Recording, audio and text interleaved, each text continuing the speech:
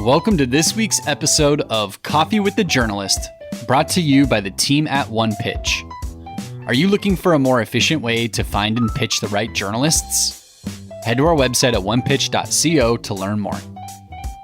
Our guest on today's episode of Coffee with the Journalist is John Hyatt from Forbes. As a staff writer, John covers billionaires with a focus on finance, deal-making, money and politics, and white-collar crime.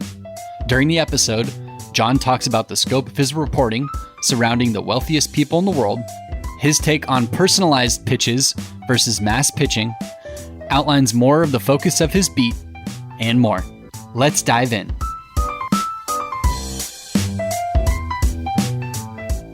Welcome, everyone. This is Coffee with a Journalist. And what we do on this show is talk to real journalists, real reporters, real editors, sometimes freelancers, so we could better get an idea of how to work with them as us publicists here.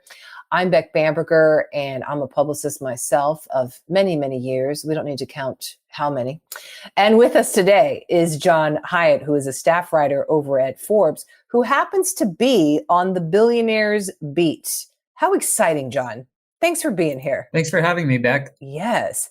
And actually, this is our round two, John, because last time I forgot to hit the record button. So I'm just owning that. And John, you have been so gracious to come back here. We did the whole podcast, but we didn't hit record. So this time it's going to be even better, I can promise.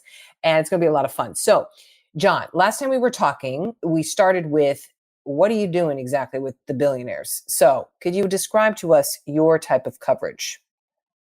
Yeah, so at Forbes, we have a team dedicated to wealth coverage.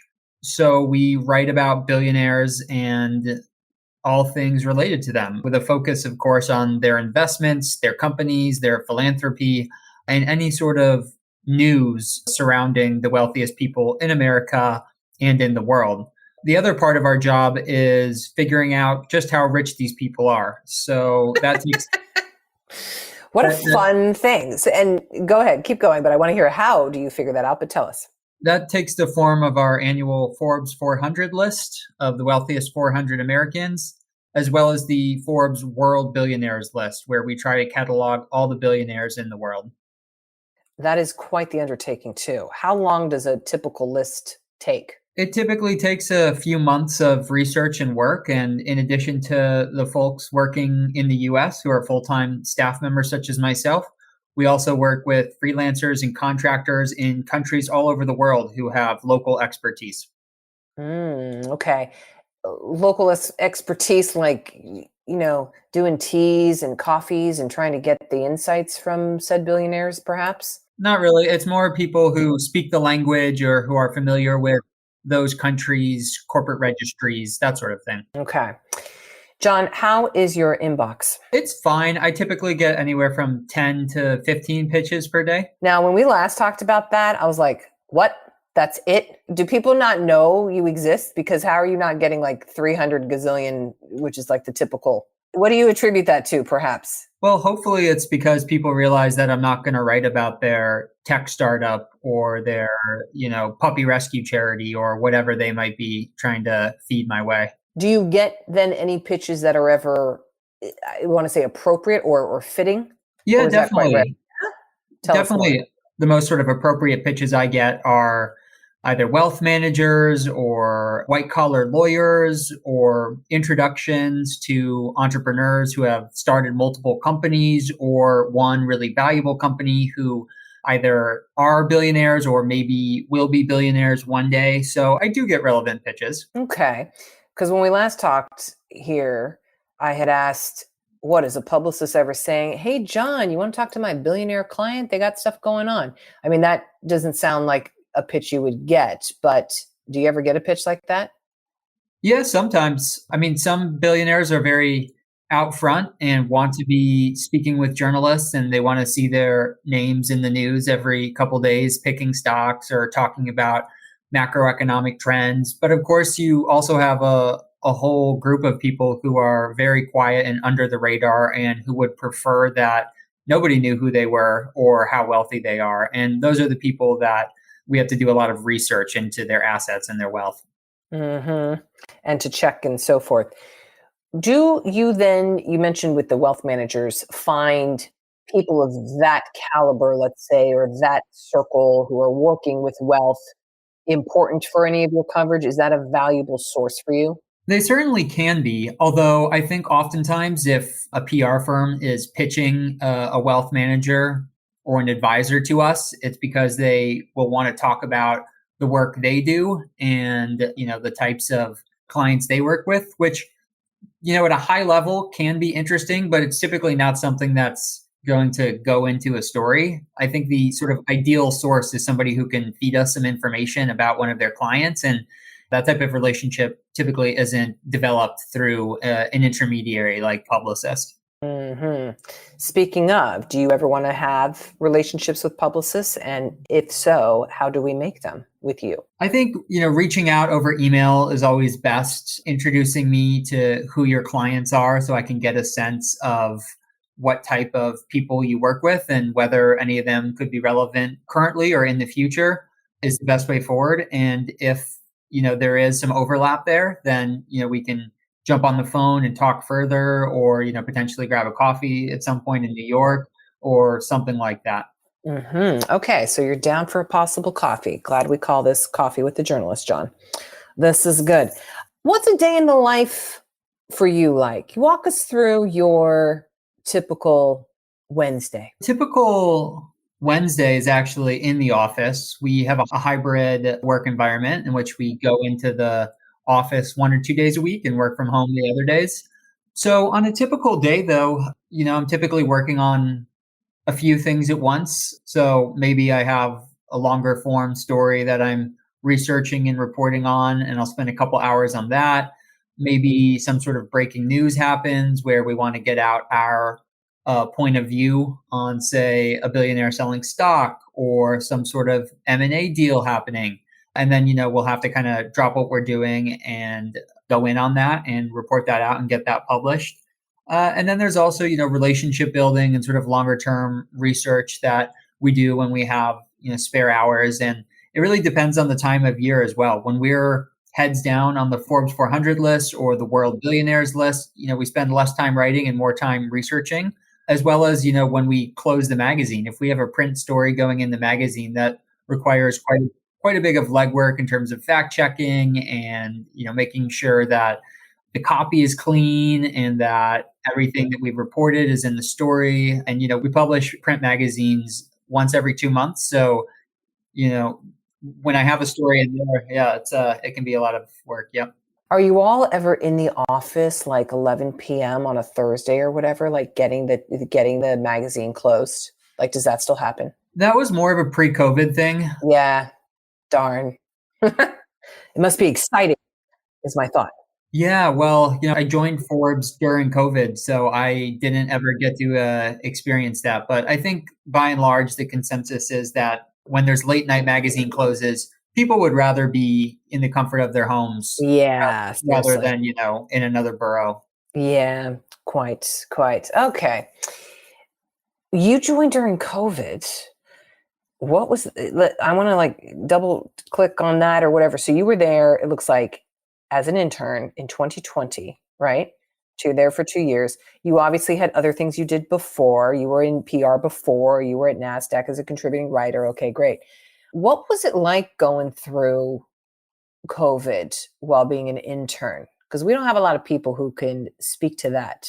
It was all right in the sense that I had good mentorship on the wealth team and at Forbes. So they helped me sort of get up to speed on the processes and just sort of how Forbes journalism works.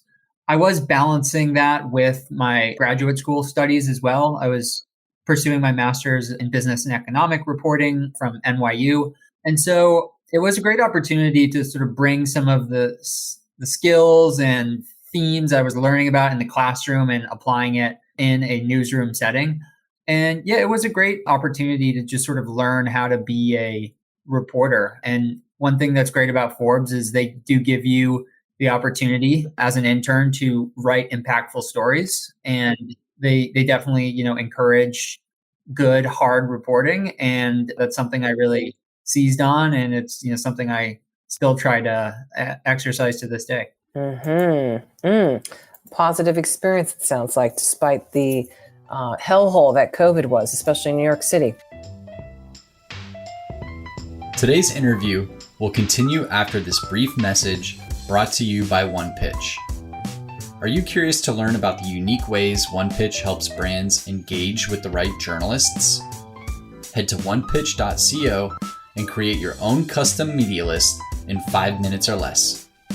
Now back to today's episode. Well, that's good, John. Okay. What can PR people do to be helpful to you, if anything? I think understand that a generic sort of pitch is probably not going to get anywhere.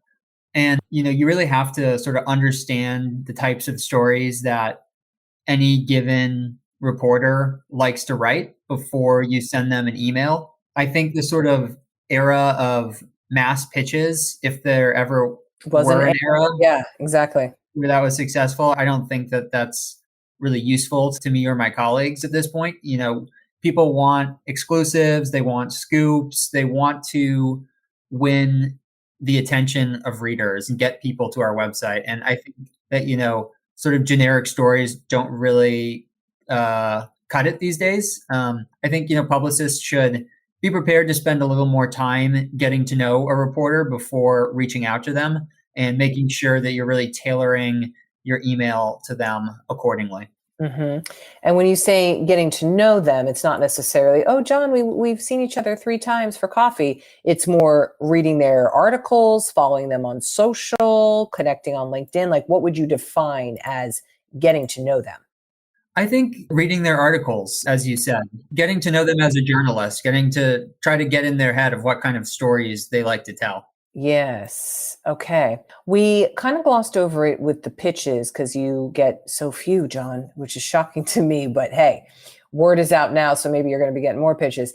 But of the ones you open, could you define for us the subject lines that get your attention, if any? Yeah. I mean, anytime billionaire is in the subject line, that catches my attention because I'm a wealth reporter at Forbes, and we're always looking for stories about billionaires or that involve billionaires. Drop that there in there. Okay, good. But of course, I'll be annoyed if I get a subject line that says, billionaire pitch, and then the topic is, some SaaS tech company that I've never heard of. That's a no-go. I think so.